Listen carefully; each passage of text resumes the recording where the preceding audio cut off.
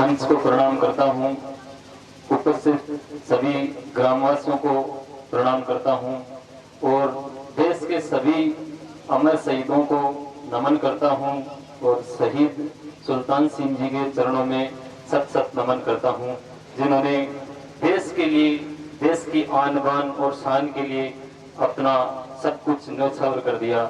ऐसे शहीदों को सत सत नमन और उन शहीदों की बदौलत ही हम आज यहाँ चैन की सांस ले रहे हैं।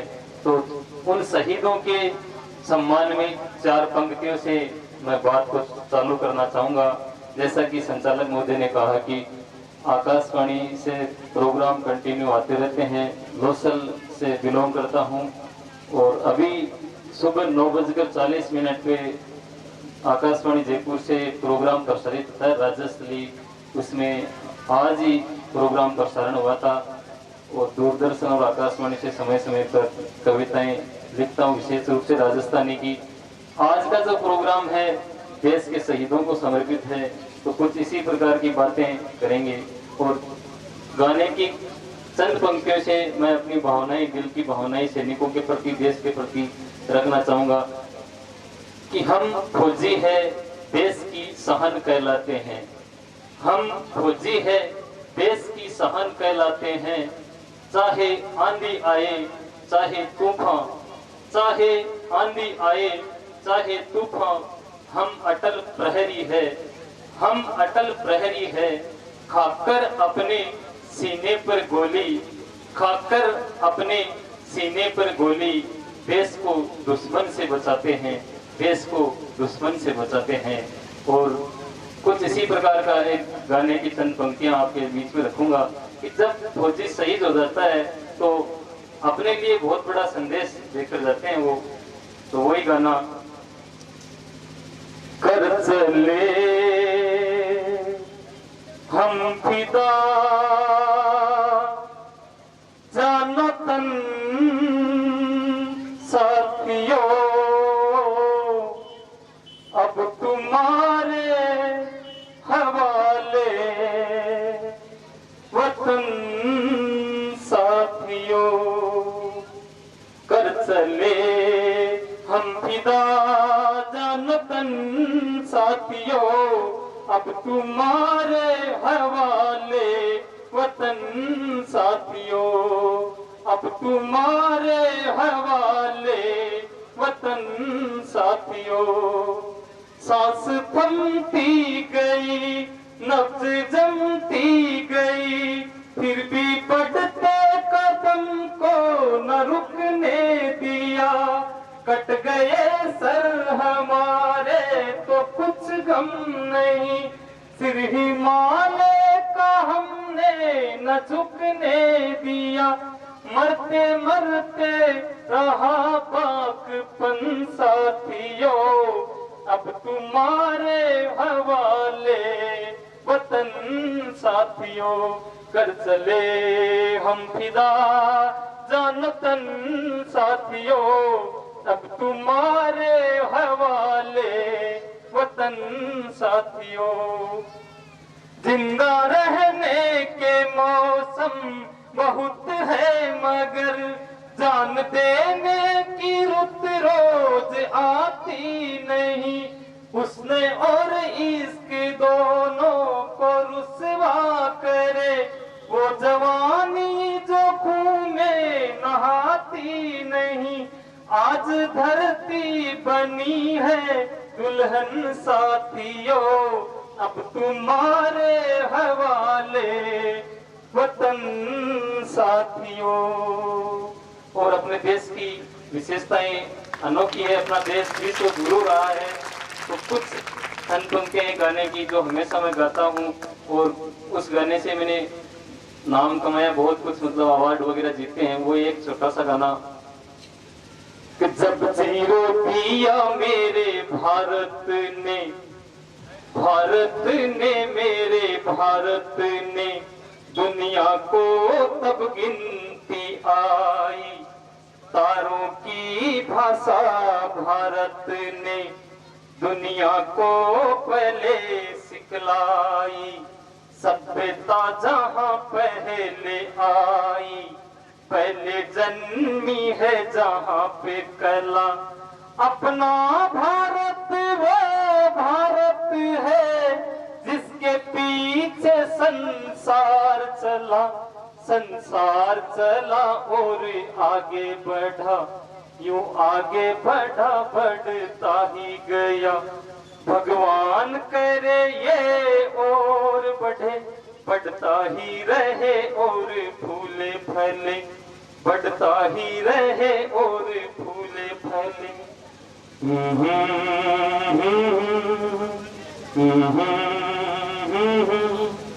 है प्रीत जहाँ की रीत सदा, मैं गीत वहाँ के गाता हूँ।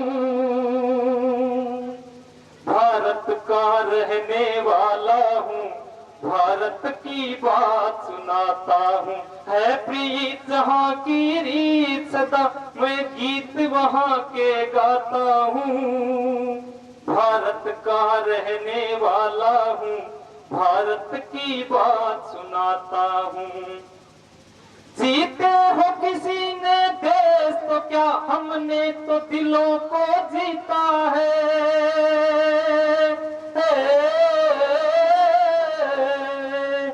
जहाँ राम अभी तक है नर में, नारी में अभी तक सीता है।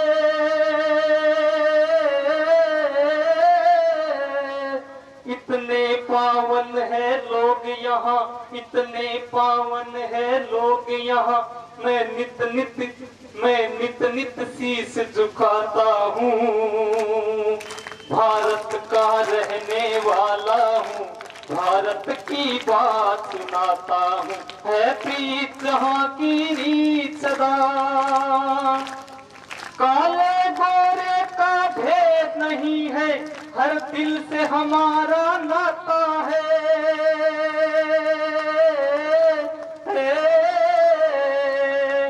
कुछ और न आता हो हमको, हमें प्यार निभाना आता है। इस धरती पे मैंने जन्म लिया, इस धरती पे मैंने जन्म लिया, ये सोच के मैं इतराता हूँ। भारत का रहने वाला हूँ, भारत की बात सुनाता हूँ। है प्रीत जहाँ की रीत सदा, इतनी ममता नदियों को भी जहाँ माता कह के बुलाते हैं।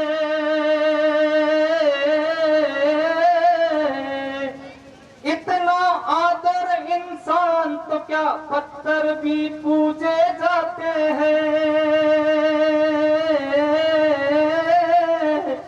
इतने पावन है लोग यहाँ, इतने पावन है लोग यहाँ, ये सोच के मैं इतराता हूँ। भारत का रहने वाला हूँ, भारत की बात सुनाता हूँ। है प्रीत जहाँ की रीत सदा, है प्रीत जहाँ की रीत सदा, मैं गीत वहाँ के गाता हूँ। भारत का रहने वाला हूँ, भारत की बात सुनाता हूँ। जय हिंद, जय भारत, जय जय राजस्थान। जोरदार तालियां प्रभु दयाल जी के लिए। आपने पूरा आदरणीय स्वामीनारायण जी महाराज साहब,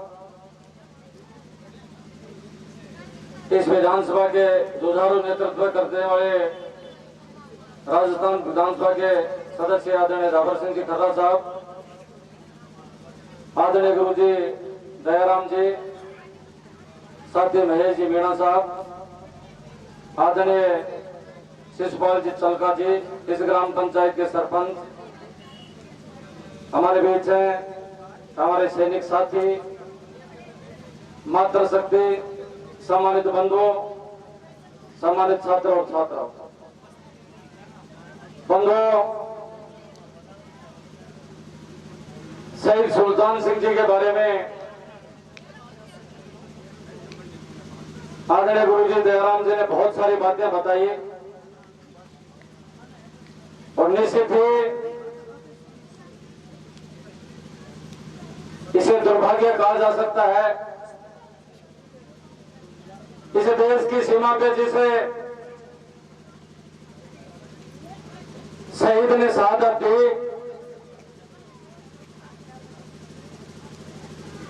उस शहीद के लिए भी लोग जब राजनीति करने लग जाते हैं,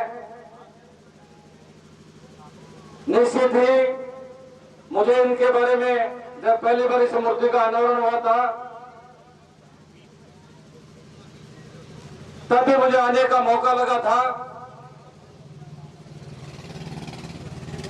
साथ ही सुभाष कई वर्षों तक जब सीकर मिला करता था तो उनके पास एक फाइल हुआ करती थी और उस फाइल में लगातार वो, चाहे हमारा सोल्जर बोर्ड का ऑफिस हो, चाहे हमारा जिला कलेक्टर का दफ्तर हो, वो लगातार इस बात का प्रयासरत रहता था कि सही स्मारक के लिए जो जगह का आवंटन हो।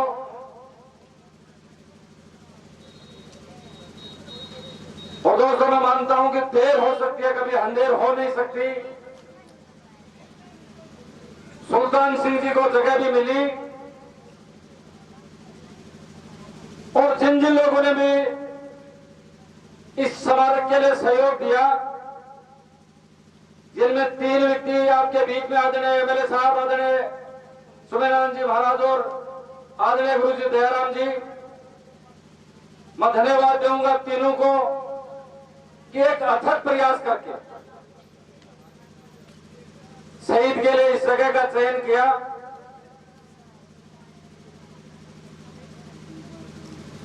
बंधुओं, इस देश में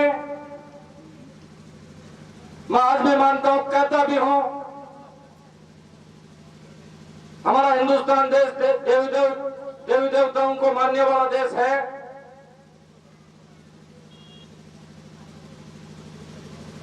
जब भी कोई शहीद की पुण्यतिथि मनाता है या उसका जन्मदिन मनाता है, मैंने तो पहली बार कई दिनों के बाद ये वो स्थान है जिस स्थान पे इतनी संख्या में मात्र शक्ति और हमारे सम्मानित बंधु आज हमारे इस साथी शहीद को आप नमन करने आए हैं, उनकी शहादत को अब याद कर रहे हैं। लेकिन बंधुओं, मैं कोई 10-12 दिन पहले एक हमारे सीकर के पास का एक पलथाना गांव में ऐसे ही कार्यक्रम में मुझे शिरकत करने का मौका लगा था। आदरणीय गुरु जी, आपसे निवेदन करूंगा, मैंने उस मंच से कहा था कि शायद परिवार वालों को इस गांव में सब लोगों को कहा होगा, आमंत्रण भी सब लोगों को दिया होगा, लेकिन जब संख्या वहां मुझे नजर आई कि 50 से ज्यादा लोग वहां उस कार्यक्रम में, उस पुण्यतिथि में नहीं थे और 100 के आसपास उस विद्यालय के जो पास के विद्यालय में वहां का उस शहीद का स्टैच्यू बना हुआ है, उस विद्यालय के छात्र और छात्राएं थे। बंधु, ये बड़ी गंभीर बात है। यदि छोटा सा कोई मेला लगता है, छोटा सा कोई मंदिर बनता है, बिन बुलाए मैं मानता हूं हजारों लोग इकट्ठे हो जाते हैं। इस देश में एक साथ गणेश जी दूध पी जाते हैं और लाखों लाख लोग उस मूर्ति को दूध पिला देते हैं बंधुओं। लेकिन एक ऐसा साथी जो इस देश की रक्षा के लिए शहादत देता है, लोग चर्चाएं भी करते हैं, लेकिन बंधुओं, जब उसका कोई मेला लगता है, उसका जब जन्मदिन या पुण्यतिथि मनाते हैं, उस साथी को याद करने के लिए वो जिस दिन का उसका दिन होता है, वो संख्या उस साथी की शहादत को नमन करने के लिए नहीं आते। मैं तमाम जितने भी यहां मौजूद व्यक्ति बैठे हैं, बंधुओं, व्यक्ति को आचरण में ढाल लेना चाहिए। हमारे साथियों ने इस देश की सीमा के लिए, इस देश की रक्षा के लिए अपने प्राणों की न्यौछावर किया। हम लोगों को भी एक प्रण लेना चाहिए दोस्तों। और मैं तो कहूंगा, पहली बार मुझे अब की बार 15 अगस्त मनी, छोटे छोटे ढाणिया और गांवों में भी पहली बार तिरंगा को याद किया, लोग तिरंगा रैली निकाल रहे थे। इसलिए मैं इस देश के प्रधानमंत्री आदरणीय नरेंद्र भाई मोदी को धन्यवाद दूंगा कि पहली बार कम से कम इस प्री पार्टी को उन्होंने जिंदा किया। इस देश का कहीं पर देखते हैं तिरंगा को जला दिया, तिरंगा को फाड़ दिया। लेकिन दोस्तों, दुनिया की दूसरी कंट्रियों में जो वहां का जो झंडा होता है, वहां का फ्लैग होता है, उसका बहुत बड़ा सम्मान करते हैं। हमारे यहाँ की जनसमुदाय को इतना हमारे यहाँ फ्लैग के बारे में, हमारे झंडे के बारे में जानकारी नहीं है बंधुओं। वहां देश को पहला माना जाता है, नेशन फर्स्ट। आदरणीय भारत श्री के साथ मुझे अमेरिका जाने का मौका लगा था। व्यक्ति यदि छोटा सा कोई व्यवसाय करता है, कोई दुकान चलाता है, चाहे कोई प्रतिष्ठान अपना स्थापित करता है बंधुओं, वहां उसको पहला वहां उस देश का झंडा लगाना पड़ता है। हमारे यहाँ ऐसी व्यवस्था नहीं, हमारे यहाँ झंडे का लोगों को मतलब ही नहीं है।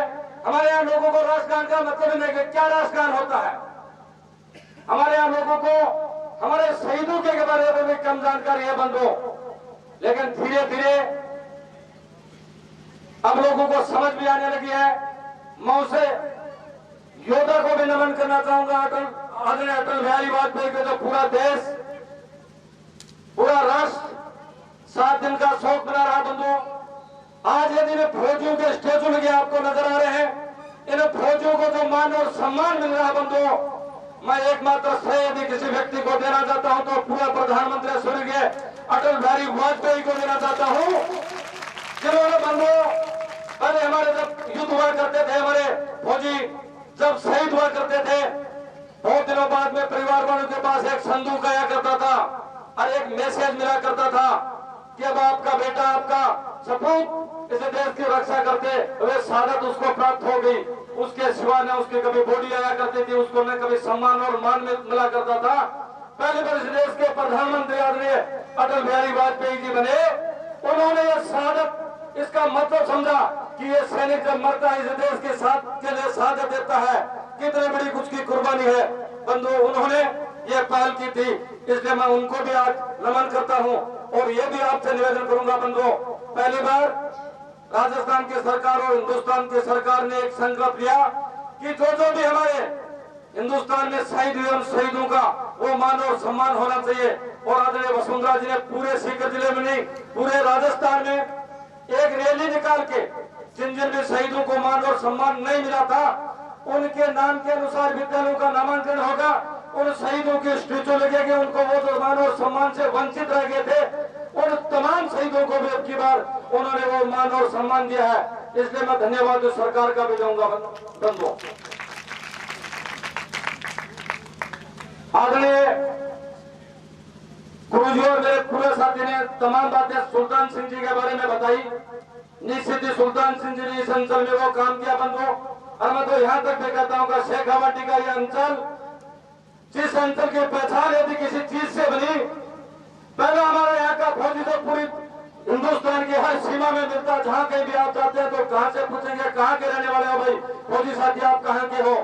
तो निश्चित ही एक बार निकल के आएगी कि मैं राजस्थान के सीकर, झुंझुनू, चूरू, बीकानेर या जयपुर का रहने वाला हूँ। तो हमारे मन में एक सुकून का भाव होता है कि हमारा ये फौजी पूरे हिंदुस्तान में छाया हुआ है। ये पहचान बनाई उन्होंने फौजियों ने। और दूसरी पहचान यदि हमारे सीकर अंचल और शेखावाटी अंचल की बनी, वो हमारे छोटे छोटे बच्चे और हमारे वो शिक्षक साथियों ने बनाई, जिन्होंने इस पूरे अंचल को शिक्षा का हब बनाया। इन 2 लोगों की वजह से पूरे हिंदुस्तान में शेखावाटी अंचल की पहचान है। इसलिए मैं ज्यादा बात नहीं करते, क्योंकि 2 हमारे मुख्य वक्ता आदरणीय स्वामी जी और आदरणीय झाबर सिंह जी खड़ा, आदरणीय हमारे शहीद सुल्तान सिंह जी के बारे में आपको बहुत ढेर सारी बातें और बताएंगे। मैं आखिर में मेरी बात को यही समाप्त करते हुए आदरणीय सुल्तान सिंह को नमन करते हुए मैं धन्यवाद दूंगा आपको कि आप बहुत अच्छी संख्या में यहाँ आए।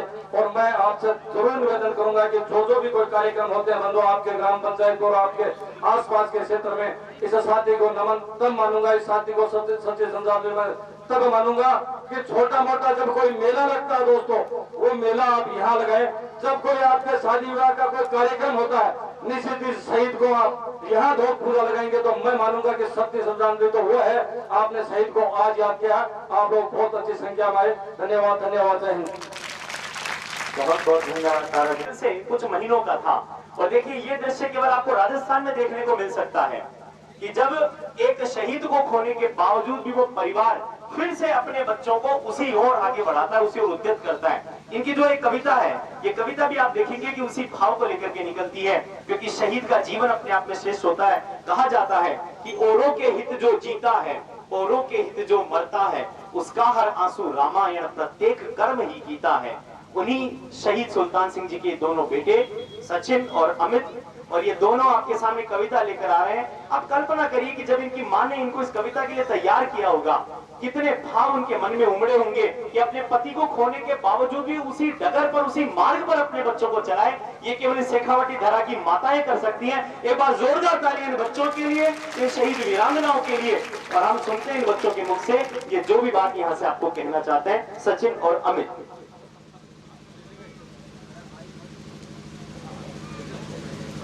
इन बच्चों के लिए देख हम भी सैनिक बन जाएंगे, पिता की तरह आतंकियों को पल में मार गिराएंगे।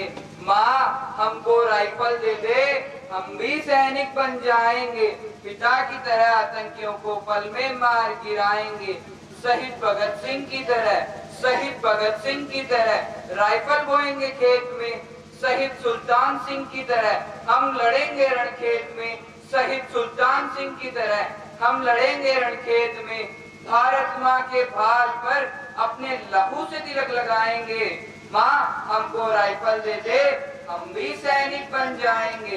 गर्व में हम भारत माता की गोदी में लेटे हैं, गर्व में हम शहीद सुल्तान सिंह के बेटे हैं। जिस पथ पर पिताश्री गए उस पथ पर हम भी जाएंगे। माँ हमको राइफल दे दे, हम भी सैनिक बन जाएंगे।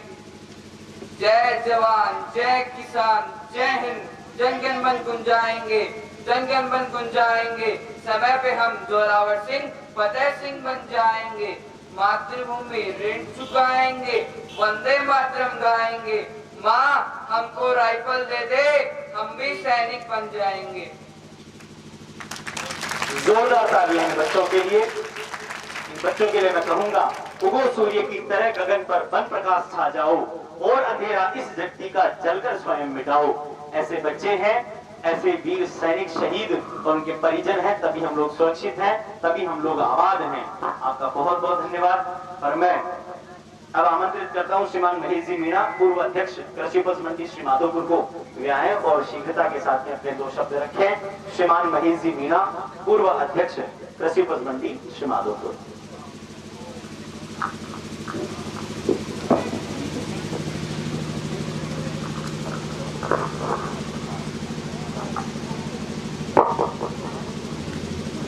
भूमि पर शहीद सुल्तान सिंह की 11वीं पुण्यतिथि पर सीकर के लोकप्रिय सांसद सुमेरानंद जी, इलाके के लाडले श्री माधोपुर के विधायक श्री जाबर सिंह जी खर्रा, ताराचंद जी, गुरु जी, सेना से पधारे हुए सभी सम्मानित योग्य सैनिक, शहीद वीरांगने, सम्मानित मंच, दूर दराज गांव से पधारे हुए बुजुर्ग, मातृशक्ति, प्यारे बच्चों, मैं कहना चाहूंगा कि जिस तरह से शहीद सुल्तान सिंह के इस शहादत के साथ तत्कालीन राजनेताओं ने जिस तरह की मंशा थी और जिस तरह से उन्होंने धोखा किया अपने आप से भी और भारत के संविधान से भी और आम जनता से भी, वो आप सब लोगों से छुपा हुआ नहीं है। मेरे से पूर्व में भाई शंकर ने बता दिया कि किस तरह से इस शहादत में भी राजनीति की गई है। मैं कहना चाहूंगा कि शहीद सुल्तान सिंह के गांव की भूमि का कण कण भी पवित्र है। जिस घर में शहीद सुल्तान सिंह पले बड़े हुए, जिस घर के आंगन में सुल्तान सिंह जी खेले, उस घर की मिट्टी का कण कण भी पूजनीय योग्य है। मैं साधुवाद देना चाहूंगा, उन्हें नमन करना चाहूंगा शहीद परिजनों को, शहीद की माता पिता को कि उन्होंने ऐसे सपूत को जन्म दिया। मैं कहना चाहूँगा मेरे सभी गांववासियों से कि जिस तरह से आपने इस शहीद स्मारक के लिए राष्ट्र सेवा में जो राष्ट्र सेवा का जो जज्बा दिखाया और जो सहयोग दिया, जो मेहनत की, जो प्रयास किया, तो माननीय स्वर्गीय श्री हलाल सिंह जी खैरा की एक ऐलान पे आप लोगों ने जो असंभव था, जो सरकार नहीं कर पा रही थी, वो काम भी आपने कर दिया। आप साधुवाद के पास मैं धन्यवाद देना चाहूंगा उस लाडले को, हलाल सिंह जी के बेटे वर्तमान विधायक जाबर सिंह जी खैरा को। वो अपनी बात पे खरे उतरे और उन्होंने शहीदों के सम्मान के लिए हमेशा वो खड़े मिलते हैं, तैयार मिलते हैं। और उसी की परिणति है कि हमारे पूरे जिले में, हमारे विधानसभा श्रीमाधोपुर क्षेत्र में कहीं शहीद के साथ कहीं कोई राजनीति का खिलवाड़ नहीं होता है। उनके लिए वो शहीद परिजन सर्वोपरि होता है। मैं आप सब लोगों से कहना चाहूंगा, हमारे बीच केंद्र सरकार ही बैठी है। केंद्र सरकार के रूप में माननीय हमारे सांसद सुमेधानंद जी, राजस्थान सरकार के रूप में हमारे लाडले विधायक जाबर सिंह जी खैरा बैठे। मैं कहना चाहूंगा कि जिस तरह से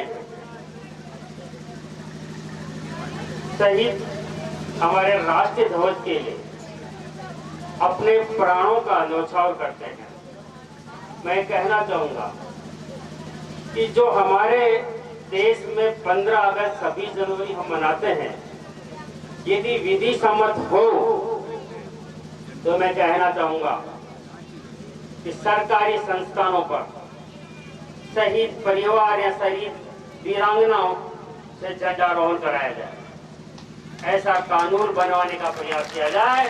सरकार से इस बारे में हमारे दोनों जो यहाँ नुमाइंदे बैठे हैं, हमारे प्रतिनिधि बैठे हैं, मैं उनसे निवेदन करना चाहूंगा कि जिस राष्ट्र ध्वज के लिए, जिसके सम्मान के लिए शहीद अपने प्राणों का न्यौछावर करता है, मैं कहना चाहूंगा कि उनके परिजनों को एक मौका तो मिले उस राष्ट्र ध्वज को फहराने के लिए। यदि ये विधि सम्मत हो तो इस बारे में आप राज्य सरकार और भारत सरकार से बात करें। मैं इस बारे में राष्ट्र ध्वज के बारे में एक और निवेदन करना चाहूंगा कि जो नारा दिया है बेटी बचाओ बेटी पढ़ाओ, मैं चाहता हूं इसको आगे भी बढ़ाएं। इस कड़ी में एक लाइन और जोड़ना चाहता हूं, बेटी पढ़ाओ बेटी बचाओ, बेटियों को आगे बढ़ाओ। यदि विधि सम्मत हो तो हमारी जो बेटियां जो अच्छे नंबरों से उत्तीर्ण होती हैं या एक कैटेगरी कर लेवे कि इतनी परसेंट से अव्वल जो जिनके बेटियों के नंबर आएंगे, उनको भी 15 अगस्त को राष्ट्रीय ध्वज फहराने का स्कूल में मौका मिले, कॉलेज में मौका मिले। यदि ऐसा भी विधि सम्मत हो तो मैं आप दोनों से गुजारिश करना चाहूंगा, इस बारे में भी आप प्रयास करें। आप लोग पधारे, आप लोगों ने समय दिया और मैं आपसे ये निवेदन करना चाहूंगा कि आप इसी तरह से शहीद परिजनों का सम्मान करते रहें। और मैं ये भी कहना चाहूंगा कि शहीदों को सुनने में आया है, देखने में भी आया है कि शहीद तो जब शहीद हो जाता है या सैनिक हमारा सीमा पे रहता है, पीछे से उनके घर वालों को कई समस्याओं का सामना करना पड़ता है। मैं गांव वालों से निवेदन करना चाहूंगा कि आप लोगों की तरफ से या किसी अन्य की तरफ से उन्हें किसी तरह की कोई परेशानी नहीं हो, नाजायज उनको कोई परेशान नहीं करे। हमारा धर्म भी बनता है यदि उनके साथ कहीं अन्याय अत्याचार हो रहा है तो हमें निसंकोच, जिनकी वजह से हम आज अमन और चैन की नींद सो रहे हैं, उनके परिवारजनों का, उनकी संपत्ति का, उनके हर तरह का, उनकी मान सम्मान की हमारे को रक्षा करनी है। मैं आप सबसे गुजारिश करूंगा कि उनके साथ कहीं अन्याय अत्याचार नहीं हो। जिस तरह से हमारे विधायक जाबर सिंह जी खैरा जिस तरह से सैनिक परिवार और शहीद परिवार के साथ खड़े रहते हैं, मैं आम जनता से अपील करना चाहता हूं कि उसी तरह से उन्हें सच्चा सम्मान हम तभी हो पाएगा, सैनिक का भी और शहीद परिवार का भी, कि हम उनके साथ हमेशा खड़े रहें। आप लोगों ने इतनी संख्या में आए और शहीद की इस पुण्यतिथि पे आए, मातृशक्ति को आयो सभी को बहुत बहुत धन्यवाद। जय हिंद, जय भारत। मैं एक शानदार शहीद सुल्तान सिंह जी अमर रहे, शानदार एक जयकारा। शहीद सुल्तान सिंह, शहीद सुल्तान सिंह, जय भारत। बहुत बहुत धन्यवाद मीणा साहब। अब सुल्तान सिंह जी को नमन करता हूँ, अपने श्रद्धासुमन अर्पित करता हूँ। साथ ही मैं नमन करता हूँ सभी शहीदों को, इसलिए कारण से हम देश में सुरक्षित रहे, और साथ में वर्तमान में जो भी सैनिक हमारी सीमाओं पे हमारी रक्षा कर रहे हैं उनको सलाम करता हूँ। मंच पर विराजमान आदरणीय हमारे क्षेत्र के लोकप्रिय सांसद महाराज सुमेधानंद जी, हमारे क्षेत्र के जुझारू प्रवृत्ति के विधायक माननीय खर्रा साहब, सम्मानित मंच, मातृशक्ति, दूर दराज से पधारे हुए सभी मेरे नागरिक एवं प्यारे बच्चों, क्योंकि अब बच्चों के साथ साथ समाज के जिम्मेदार व्यक्ति भी बैठे हुए हैं, इस दिवस पर मैं इतना ही कहना चाहूंगा कि हमारे देश के शहीदों को सच्ची श्रद्धांजलि वही होगी कि हम अपने बच्चों में राष्ट्र के प्रति राष्ट्र भावना कूट कर भरें। हम अपने बच्चों को एक अच्छा नागरिक बनाएं ताकि वो बड़े होकर देश की रक्षा के लिए दिन रात काम कर सकें। साथ ही मैं आभार व्यक्त करता हूं माननीय वर्तमान विधायक खर्रा साहब का और उनके स्वर्गीय पिताजी हरलाल सिंह जी खर्रा साहब का कि इस प्रतिस्थल को बनाने में जो आपने सहयोग दिया वो वाकई में बहुत सराहनीय है, और क्षेत्र के पूर्ण विकास के लिए आप आगे भी ऐसे प्रयास करते रहेंगे। साथ ही हमारे लोकप्रिय सांसद सुमेधानंद जी महाराज ने जो अलग विद्यालयों में शिक्षा के विकास के लिए अपने सांसद कोष से जो भी योगदान दिया है वह भी सराहनीय है, और साथ में आप लोगों को भी धन्यवाद दूंगा कि आप समय समय पर इस तरीके के कार्यों में पधारते रहें ताकि हमारे देश के शहीदों के प्रति हम अपनी श्रद्धांजलि व्यक्त कर सकें। धन्यवाद। बहुत बहुत आभार था। अब हम उन बाबा साहब को भी इस मंच पे याद करना चाहेंगे। जिस मिट्टी में वन वन घूमे रघुनायक श्री राम, जहाँ पार्थ का मोह नाश करने आए घनश्याम, जहाँ जन्म ले आए युग ऋषि युग दृष्टा श्री राम, उस पावन माटी को मेरा बारंबार प्रणाम।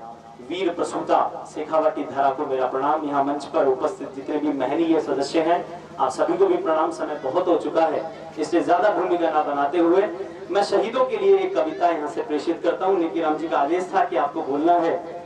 महाराज का मैं राजनीतिज्ञ के रूप में तो है ही, लेकिन उसके अलावा एक शिक्षाविद के नाते, क्योंकि आप दर्शन से संबंध रखते हैं और दयाराम जी बैसाखी हैं, तो एक साहित्य की कविता यहाँ से रखता हूँ। और ये सही जो कविता है वो शहीदों के लिए है। यहाँ सैनिक भी बैठे हैं, कैसे वो जब अपना प्राणों का उत्सर्ग इस राष्ट्र के लिए करते होंगे तो उनके मन के क्या भाव रहते होंगे, उन्हीं भावों को शब्दों के माध्यम से। मानवता रही कराह अभी, अब हमको तो जगना होगा, पी करके घोर हलाहल को अमृत जग को देना होगा।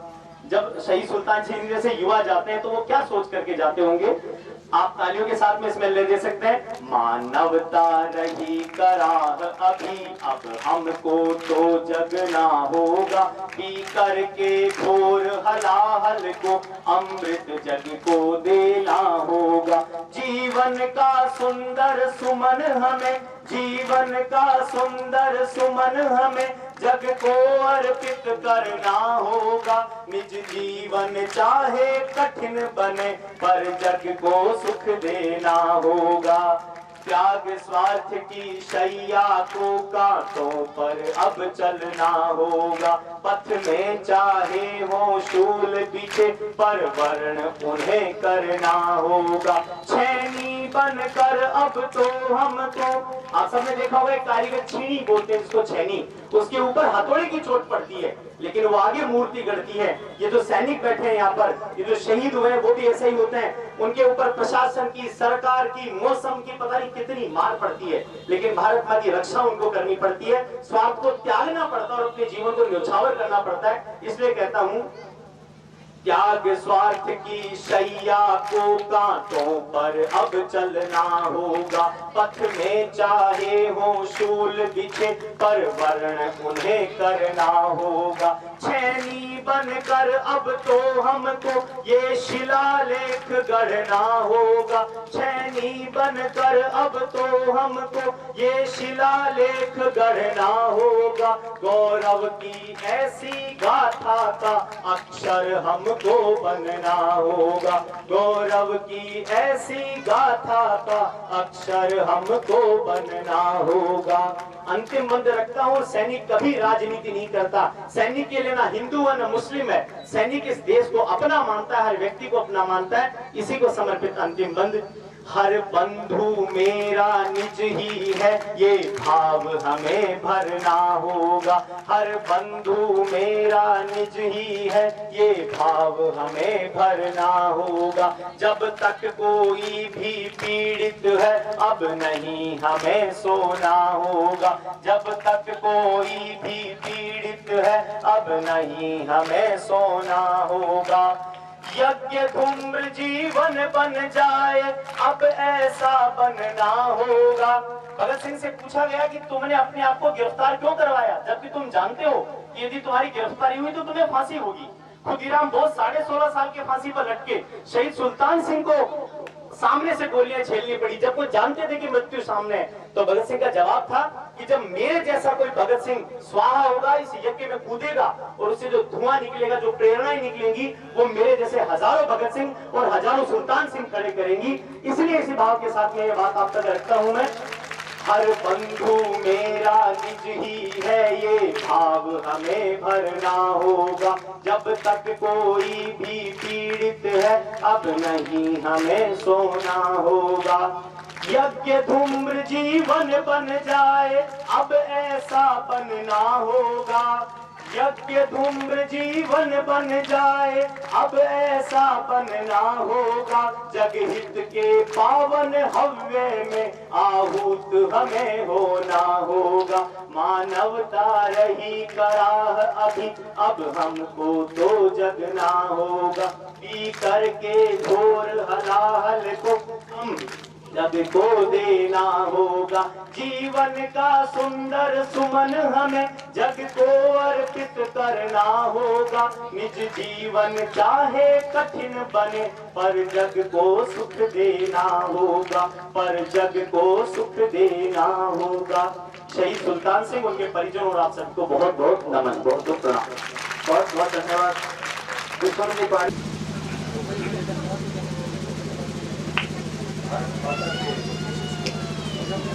भारत माता के प्रति अपने जीवन का न्यौछावर करने वाले अमर शहीद सुल्तान सिंह जी के पावन स्मृति में आयोजित आज के इस कार्यक्रम में मंच पर उपस्थित श्री माधोपुर के जुझारू विधायक माननीय श्री जाबर सिंह जी अपनी लेखनी से और साहित्य से जनमानस को प्रेरित करने वाले शिक्षाविद माननीय श्री दयाराम नहरिया जी, 5 बार निरंतर जिला परिषद में पहुंचने वाले बास्केटबॉल के राष्ट्रीय स्तर के खिलाड़ी मान्य भाई ताराचंद जी धायल, मान्य श्री महेश मीणा जी, मान्य श्री मान सिंह शेखावत जी, सरपंच साहब, मंच पर उपस्थित सेना से पधारे हुए हमारे सभी सैनिक अधिकारी और सैनिक बंधु, हमारी सभी सैनिक वीरांगनाएं, शहीदों के परिजन, उपस्थित सभी बुजुर्गों, नौजवानों और यहाँ उपस्थित सभी छोटे छोटे बालक बालिकाएं, बहुत लंबे समय से आप शहीद सुल्तान सिंह जी के पावन स्मृति में आयोजित इस कार्यक्रम में बैठे हैं और मंच से आपने वक्ताओं से बहुत सारी बातें सुनी। मैं आपसे एक ही बात कहना चाहूंगा,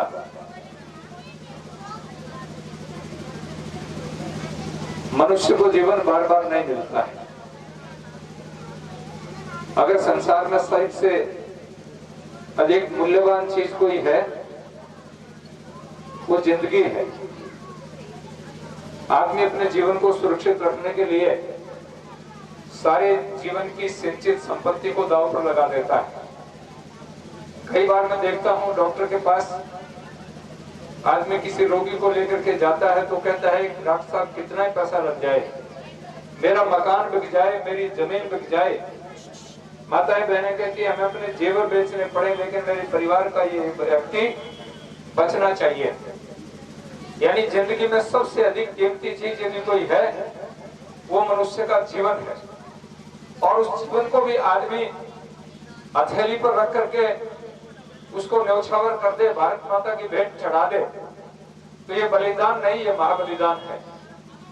और ऐसे बलिदानों की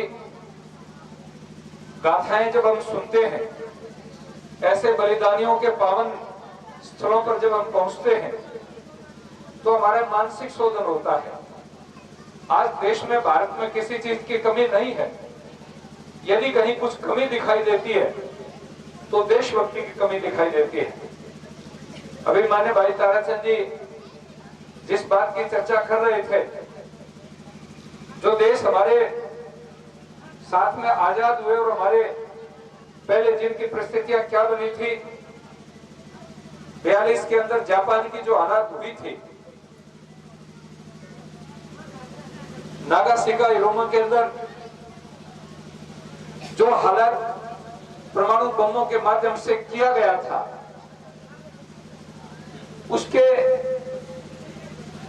उल्लेख को जब हम पढ़ते हैं, सुनते हैं तो हमारे रोंगटे खड़े हो जाते हैं। लेकिन उस देश ने जितना जल्दी अपने आप को स्टैंड किया, जितना जल्दी अपने आप को खड़ा किया, उसका एक ही कारण था कि वहां देशभक्ति के भाव हैं। अभी माने दयाराम जी एक पत्रकार की बात कर रहे थे, माने वेद प्रताप वैदिक मेरे बहुत घनिष्ठ मित्र हैं। जब भी दिल्ली जाते हैं उनके साथ बैठते हैं। उनके पिताजी भी पत्रकार थे, वो बाद में सन्यासी बन गए, बहुत बड़े विद्वान थे। वो एक बार जापान जाकर के आए, ये बात 20 साल पहले की मैं आपको कह रहा हूँ। हम बैठे थे, हमने पूछा कि डॉक्टर साहब आप जापान से आए, आपने क्या विशेषता देखी वहां पर? तो उन्होंने कहा स्वामी जी एक ही संस्मरण सुनाता हूँ। हम एक होटल में ठहरे हुए थे तो रात्रि को कुछ जय घोष की आवाज आई, नारे लगाने की आवाज आई। तो पोर्च में आए तो देखते हैं कि मसाल लेकर के कुछ लोग जा रहे हैं। होटल के डायरेक्टर से पूछा, मैनेजर से पूछा कि ये कौन लोग हैं? तो उन्होंने बताया कि एक फैक्ट्री के मजदूर हैं, ये जूता फैक्ट्री में काम करते हैं और अपनी मांग मनवाने के लिए मसाल जुलूस निकाल रहे हैं। तो वैदिक जी कहने लगे कि मैंने उनसे पूछा कि फैक्ट्री बंद है, मजदूर हड़ताल पर है तो फैक्ट्री बंद है। तो उस मैनेजर ने कहा कि फैक्ट्री बंद नहीं है, ये डेली काम करते हैं। फिर इनकी बात को कैसे मानेंगे कि जब तक हड़ताल पर रहेंगे एक पैर का जूता बनाएंगे, हड़ताल समाप्त होते हैं दूसरे पैर का जूता बना देंगे। प्रोडक्शन बंद नहीं होगा, देश का उत्पादन बंद नहीं होगा, लेकिन अपनी मांग भी पूरी करवाएंगे। ये भावना जिस व्यक्ति में होगी, अपने हक के लिए भी संघर्ष करे, अपने हक के लिए भी लड़े, लेकिन देश का विकास, देश की उन्नति जहाँ बंद नहीं होगी। लेकिन बंधुओं, चाहे हमारा व्यक्तिगत मामला है, चाहे हमारा सामाजिक मामला है, चाहे हमारा राजनीतिक मामला है, हम यदि कोई मूवमेंट प्रारंभ करते हैं तो सबसे पहले सरकारी संपत्ति को नुकसान पहुंचाते हैं। हम ट्रेनों को उखाड़ेंगे, ट्रेनों को जलाएंगे, बसों को जलाएंगे, सरकारी संपत्तियों को उजाड़ेंगे, उनको फूकेंगे और फिर सीना चौड़ा तान करके कहेंगे कि हम बहुत बड़े क्रांतिकारी हैं, देखो हमने क्या करके दिखा दिया। ये सच्चे देशभक्ति की बात नहीं है। मैं यही आपसे कहना चाहता हूं कि आप विचार करो कभी। ये दयाराम जी मेरे पास आते हैं तो कई बार कहते हैं स्वामी जी पुस्तक प्रसाद दो। मेरी लाइब्रेरी का तो 2-3 आदमियों ने फायदा उठाया तो या तो दयाराम जी को भी पुस्तक ले जाते हैं, या 1-2 आदमी और कभी लेते हैं। कभी 1-2 बार चैन सिंह जी ने ली, या रतन सिंह जी ने कोई पुस्तक ली, या फिर 1-2 आदमी और है। बाकी कभी पढ़ने के लिए पुस्तक नहीं मांगते हैं लोग। जब तक हम अध्ययन नहीं करेंगे, चिंतन नहीं करेंगे, शहीदों ने जो कुर्बानियां दी इस देश के लिए वो पढ़ेंगे नहीं। 18-18, 19-19 साल के नौजवानों ने जो बड़बड़े उनके दिमाग के अंदर थे, जो भावनाएं उनकी थी, हम राम प्रसाद बिस्मिल, गेंदालाल दीक्षित और जब भगत सिंह का साहित्य पढ़ते हैं, उनकी लेखनी से लिखे हुए लेख पढ़ते हैं, हम तिलक को पढ़ते हैं, बस वो कितनी पीड़ा थी। तिलक जी ने अपनी आत्मकथा लिखी है, उसमें आत्मकथा की भूमिका के अंदर लेखक एक बात लिखता है। तिलक जी जब जेल में थे तो उनके पास एक पत्र आया, पत्र का कोना कटा हुआ था। उनके साथ ही एक और दूसरे व्यक्ति जेल में बंद थे, तो उन्होंने देखा उस पत्र को पढ़ा। पढ़ने के बाद में जिस चटाई पर बैठे थे, जेल में चटाई मिलती थी उनको सोने के लिए, तो चटाई के नीचे उसको पत्र को दबा दिया, फिर चुपचाप बैठ गए। तो तिलक जी जब बाथरूम के लिए गए तो उस व्यक्ति ने उस पत्र को निकाल करके देखा, तो उस पत्र के अंदर तिलक जी की पत्नी के मृत्यु का संदेश था। आने के बाद उनको कहा कि तिलक जी, मैं आपसे क्षमा चाहूंगा, मैंने आपका पत्र पढ़ा है। मुझे जिज्ञासा हुई कि पत्र आया, उसका कोना कटा हुआ था और पढ़ने के बाद आपने चटाई के नीचे रख दिया। आपके चेहरे के ऊपर किसी प्रकार का कोई परिवर्तन भाव नहीं दिखाई दिया, लेकिन ये पत्र तो आपकी पत्नी की मृत्यु का पत्र था। क्या अपनी पत्नी के लिए आपकी आंखों में 2 आंसू नहीं थे? तो उसमें वो तिलक के शब्द थे कि मेरी आंखों में जितने आंसू थे वो तो मैंने भारत माता की जंजीरों को काटने के लिए, उसको गुलामी से मुक्त कराने के लिए बहा दिए। अब मेरे पास कोई आंसू है ही नहीं, आंसू लाऊं कहां से? आप विचार कर सकते हैं कि कितनी बड़ी कुर्बानी थी, कितना बड़ा बलिदान था। राम प्रसाद बिस्मिल जब जेल में बंद थे, उनकी मां उससे मिलने के लिए गई।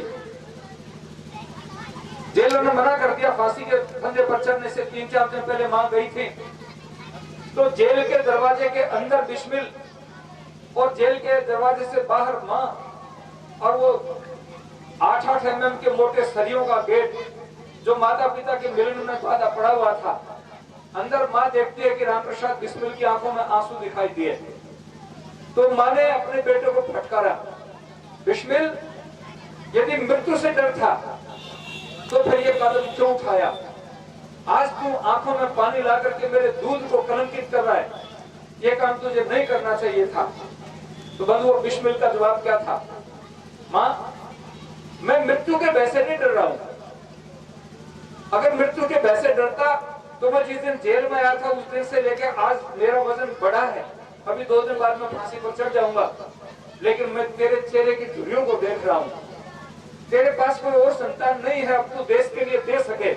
आपने एक पूत पैदा किया था, वो 3 दिन बाद फांसी के फंदे पर चढ़ जाएगा, लेकिन मां तेरे पास दूसरा बिस्मिल नहीं है, तू दे सके। ये भावना थी उस समय शहीदों की माताओं की, और वही भावना आज मुझे इस मंच के ऊपर देखने को मिली, जब 2 बेटे अपने पिता की पुण्य स्मृति के अंदर एक कविता का पाठ करते हैं। धन्य है वो माँ, धन्य है वो पिता, धन्य है वो दादा दादी, जिन्होंने ऐसे बच्चे पैदा किए हैं, जिन्होंने ऐसा सपूत पैदा किया। मैं उनको बहुत बहुत नमन करता हूँ, प्रणाम करता हूँ। और इससे एक आंधी चल रही है इस प्रकार की, जिसमें लोग स्वार्थ की भट्टी में तप रहे हैं, स्वार्थ का झंझावत चल रहा है। उस समय बच्चों को संस्कारित करने की जरूरत है। हमारे पास क्या है? सबसे बड़ी प्रॉपर्टी आदमी के पास क्या होती है? संतान होती है। लेकिन आज हमारी संतानें जिस पथ पर जा रही है, जिस राह के ऊपर जा रही है, वो बहुत ही चिंता का विषय है। प्रत्येक माता पिता को सोचना चाहिए, विचार करना चाहिए कि मैं अपने संतान को क्यों पढ़ाया था, हम अपने संतान को क्यों पाला था। एक IAS अधिकारी अभी सेवानिवृत्त हो गए, तपेंद्र कुमार जी, आप दयाराम जी जानते हैं, वो डायरेक्टर भी एजुकेशन के, वो गुरुकुल कांगड़ी में पढ़े थे। मेरी उसी समय से मित्रता थी। वो जयपुर में IAS थे, तो एक बार मुझे बुलाया घर पर, और पति पत्नी और दोनों बेटों को लेकर के नीचे बैठ गए और मुझे कहने लगे, एक तख्त पर बिठा के स्वामी जी कुछ उपदेश करो।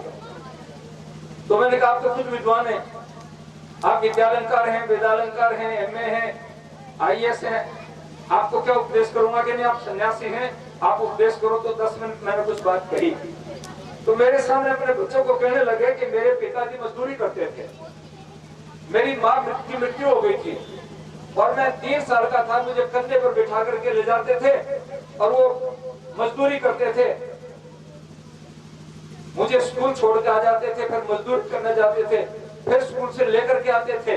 इसलिए मैं तो मजदूर का बेटा हूँ, लेकिन तुम आईएएस के बेटे हो। लेकिन ध्यान रखना, न तो एक पैसा बैंक में मिलेगा और न कोई मकान मिलेगा। आप ये मत समझना मैं आईएएस का बेटा हूँ, तुम्हें मकान नहीं मिलेगा, एक पैसा बैंक में नहीं मिलेगा। बस ये है कि तुम पढ़ लो, जितने पढ़ सकते हो, यही संपत्ति तुम्हें मैं दे सकता हूँ। तो उसका परिणाम निकला कि उनके दोनों बच्चे बहुत योग्य हैं। तो माता पिता जब बच्चों को इस प्रकार का उपदेश करते हैं कि तुम संपत्ति को मत सोचना, इसलिए कहा है पूत सपूत क्यों धन सिंचे, पूत कपूत क्यों धन सिंचे, और पुत्र से बड़ी संपत्ति संसार में नहीं हो सकती। तो मैं आपसे निवेदन करूंगा कि हम भाई सुल्तान सिंह जी की स्थली पर बैठ करके कभी कभी ऐसे संकल्प भी ले लिया करें कि हम जो संतान पैदा करेंगे उस संतान के रोम रोम के अंदर देशभक्ति होगी, उसके रोम रोम में गुरु भक्ति होगी, उसके रोम रोम के अंदर माता पिता की श्रद्धा होगी और रोम रोम के अंदर सेवा का भाव होगा। ऐसी संतान जब देश में होगी तो बंधुओं ये देश बहुत आगे बढ़ेगा, देश का विकास होगा, देश की उन्नति होगी। तो मैं आज एक ऐसे महामानव के प्रति भी, माननीय अटल बिहारी वाजपेयी जी, जिन्होंने देश के लिए बहुत बड़ा काम किया, मुझे कई बार उनके संपर्क में रहने का मौका मिला, कई बार उनके सानिध्य में रहने का मौका मिला। वो डीएवी कॉलेज के स्नातक थे, वहां पर पढ़े, अच्छे संस्कार लिए, त्याग का जीवन था, और कई बार उनके साथ में 2-2, 3-3 दिन भी साथ रहने का मौका मिला। सरलता, सादगी और त्याग की मूर्ति थे। आज इसलिए उनको स्मरण कर रहा हूँ कि जिस भाई सुल्तान सिंह जी की पुण्य स्मृति में हम कार्यक्रम कर रहे, ऐसे शहीदों को उसके घर तक पहुंचाने वाले, डेड बॉडी को, उनके शरीर को घर तक पहुंचाने वाले, परिवार को पैकेज देने वाले अगर कोई व्यक्ति थे तो वो माननीय अटल बिहारी वाजपेयी थे। उनको नमन करना ऐसे मौके पर मैं बहुत आवश्यक समझता हूँ, उनको भी प्रणाम करता हूँ। फिर मैं पुणे भाई सुल्तान जी को प्रणाम करता हूँ, और हमारी सभी बहनें, उनकी माताएं, उनकी पत्नियां, उनके पिता, उनके भाई, उनके बच्चे, शहीदों के परिवार जो बैठे हैं, उन्हें भी प्रणाम करता हूँ। बहुत बहुत धन्यवाद। जय भारत। बहुत बहुत धन्यवाद स्वामी जी का। राजनीति और अध्यात्म का सम्मिश्रण हमारे सांसद महोदय, और उन्होंने बहुत श्रेष्ठ बातें कही। मंच पर एक सैनिक बैठे हैं सबसे आगे ही आगे, और मैं पिछले लंबे समय से उनको नोटिस कर रहा हूँ कि उनके आंसू आंखों तक आकर ठिठक गए हैं। वो छलकने को आतुर हैं, क्योंकि इन्होंने सुल्तान जी के साथ में समय बिताया है, और अपने साथी को अपने हाथों से खो देना, उसको वहां से विदा करना, ये सबसे पीड़ादायक बात है। लेकिन हम लोग इन शहीदों की, जहां पर आज स्मारक वहां पहुंचे हैं, कम से कम स्वामी जी ने कहा कि ये भाव तो निकल करके आना ही चाहिए, और कम हम किसी जाति से हो, किसी धर्म से हो, राष्ट्र प्रमुखता होनी चाहिए। मुझे छोटा सा एक दृश्य याद आता है। स्वामी जी ने कहा कि राम प्रसाद बिस्मिल का उदाहरण दिया। राम प्रसाद बिस्मिल और अशफाकुल्लाह खान दोनों को फांसी होने वाली थी। अशफाकुल्लाह खान की आंखों से आंसू आने लगे, और वो उनको राम प्रसाद बिस्मिल को पंडित जी कहा करते थे। तो उन्होंने कहा क्या बात है पठान, आंख में आंसू कैसे आ रहा है, डर लग रहा है क्या फांसी का? तो उन्होंने कहा कि नहीं पंडित जी, मुझे डर नहीं लग रहा, मुझे इस बात की पीड़ा है कि आपके धर्म में पुनर्जन्म की व्यवस्था है, आप अगले जन्म में फिर से आकर के देश के लिए फांसी दे सकते हैं। मेरे धर्म में तो पुनर्जन्म की व्यवस्था भी नहीं है, मैं तो अगली बार आकर के इस मादरे वतन पर मर भी नहीं पाऊंगा। ऐसे हिंदू और मुसलमान देने वाली इस धरती में यदि आज हम शहीदों की बात को दूर करके धर्म संबंधी मुद्दे, जाति संबंधी मुद्दे लाते हैं, तो ये विचारणीय